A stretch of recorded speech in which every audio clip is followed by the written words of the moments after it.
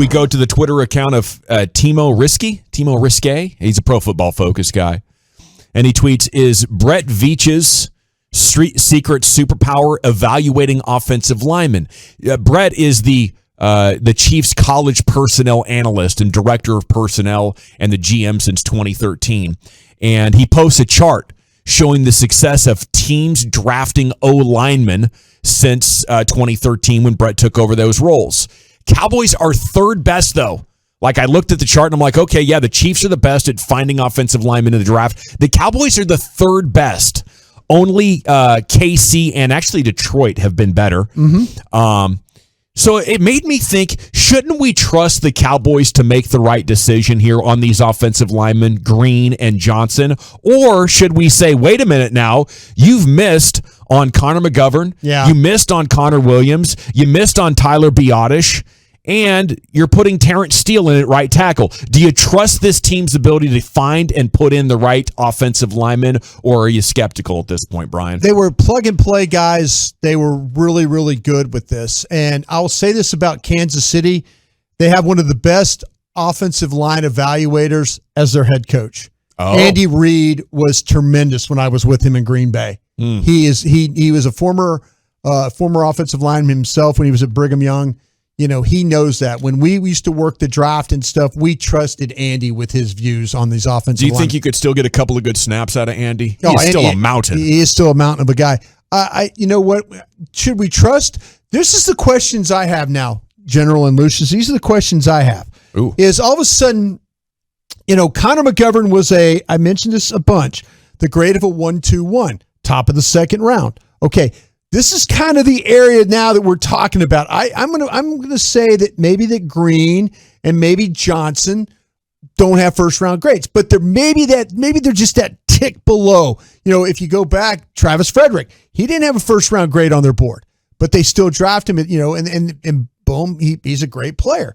But to me, this is where I wonder if there is a disconnect between the scouts and Joe Philbin. Because Joe Philbin was not here when they drafted Connor McGovern.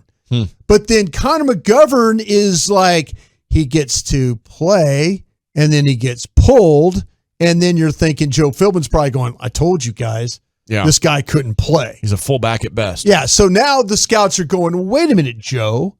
You know, if you'd have used him this way. So is there that disconnect? You know, Will McClay's job in this is going to be, we always talk about the Bermuda Triangle. The Joneses at the top of the triangle, the coaches on one edge, and then the scouts on the other. And he's in the middle trying to navigate this. Can he pull the coaches and the scouts together?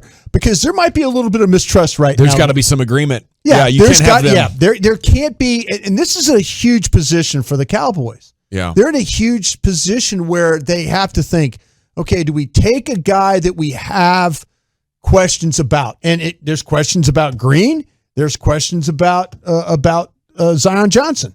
There's questions. We talked about it yesterday. We were kind of going through what other scouts were saying about, you know, the college scouts or the college coaches when playing these guys. 3 years ago, I would have been like, whatever they do, I'm happy with. Yeah. Now I'm like, man, I think they might have lost their way a little bit. Well, and this pick is huge because if they screw it up, they're going to be looking at a massively deteriorating line. See, this to me was, in my own view, this is why Lindenbaum to me would have been my pick. Jeez. Because, and I'm just telling you, I can't believe we're not talking about that. It still might be. It still might be. But what it's also you have to look at is who's the guy. I mean, you could punch holes in Linderbaum because he's short and this, that, and the other. But just watch him play. He's very athletic. Watch him play. He's heavy enough. Exactly. Just watch him play.